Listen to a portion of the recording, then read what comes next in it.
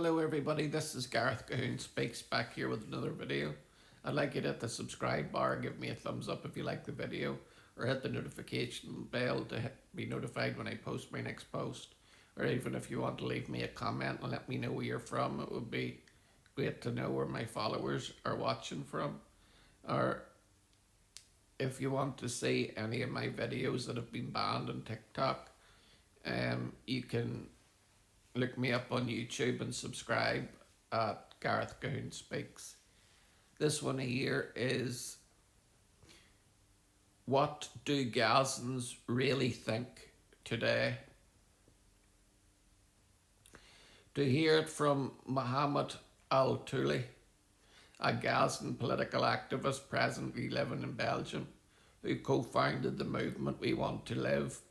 You'd almost be convinced that after the last 2.5 years of brutal war initiated by Hamas, ordinary Gaza citizens have finally seen the light, realising they were duped.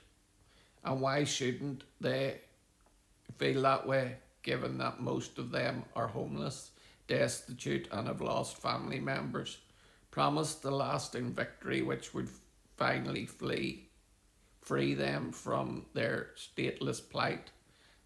Their Hamas terrorist rulers spent 20 years meticulously preparing for the demise of their neighbours next door, assuming that the support of Gazan citizens would be rewarded. If only all Gazans had remorse, while some may, others have brazenly recorded their real sentiments. A recent clip showed an angry Gaza screaming, "We are the ones who launched this war. We will be the ones to end it.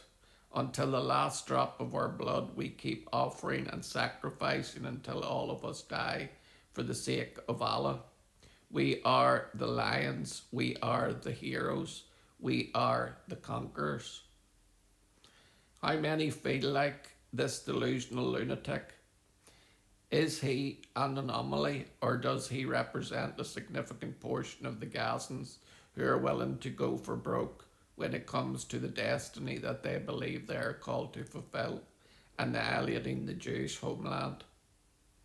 Al-Touli relates some of his conversations with local Gazans whom he describes as being focused primarily on survival, securing food, water and safety for their children, rather than participating in political or organisational events linked to Hamas.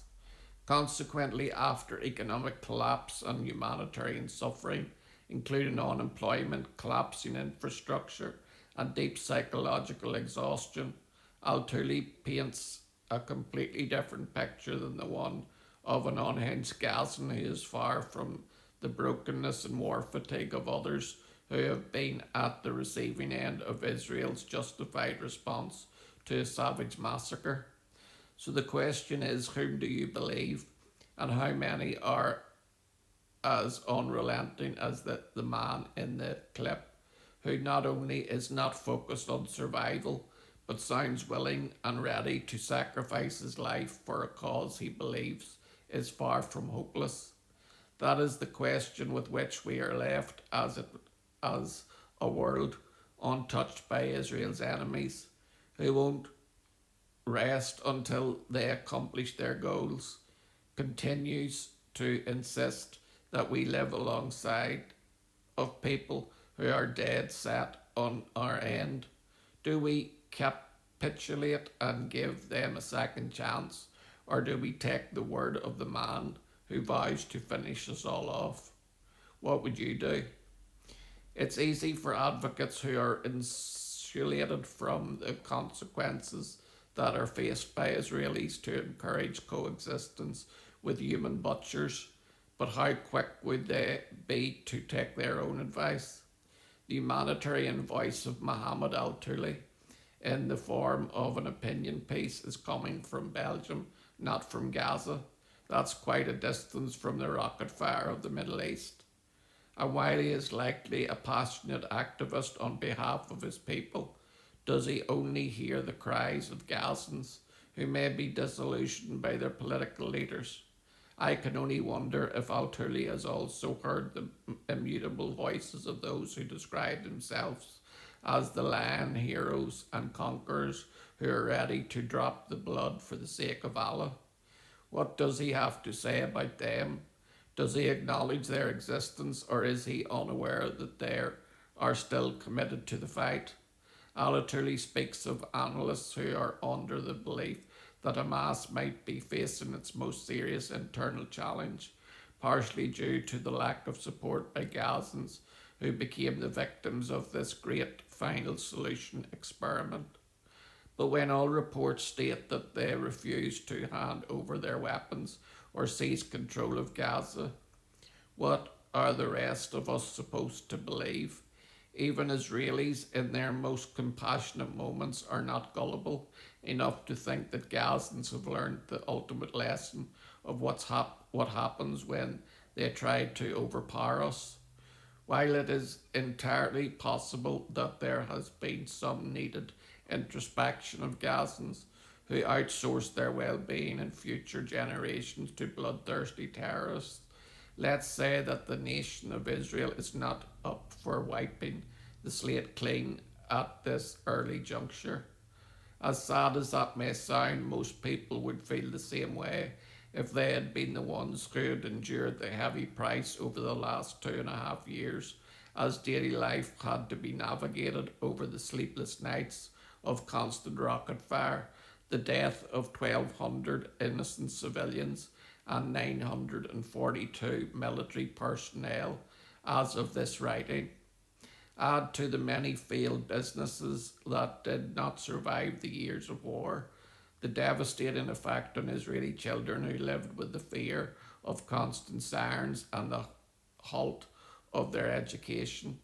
And before anyone says that Gaza children lived with the same hardships, it would be good to remember that Israel did not start this war, nor did they spend 20 years planning a sophisticated attack which they thought would result in the destruction of their southern neighbours. Life would have continued as it was. Gazans would have been able to secure employment in Israel. Their homes would still be intact. Their dead children would still be alive, and a peaceful coexistence might have led to their own prosperous and independent state. If all those dreams went up in smoke, it was their own doing and not ours. It's a funny thing, but when you plot evil against the Jews, it usually ends up coming back on your own head. And that is something that would be a worthwhile lesson for the enemies of Israel to finally realise.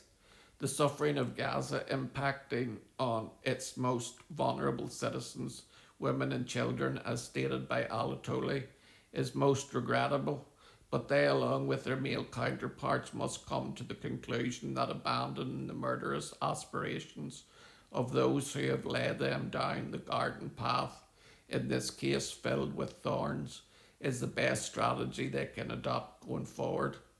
Because short of that, they will only find themselves in greater despair than what they're experiencing at the moment. All you have to do is look at this man here above my head. Look at the despair in his eyes. Look at the anger and the frustration that he's feeling. But he's the one that's being bold. Look at the people behind him, the young guy to my left and the young guys to my right. They're totally innocent victims of a genocidal organisation known as Hamas. They are the pawns in this game. And they went with the decree of evil, and the evil that they sought to put on others only came back to hit them harder than they could ever imagine. And this normally happens whenever someone is bent towards evil. You need to overcome evil with good. Shalom, Maranatha, and Hallelujah.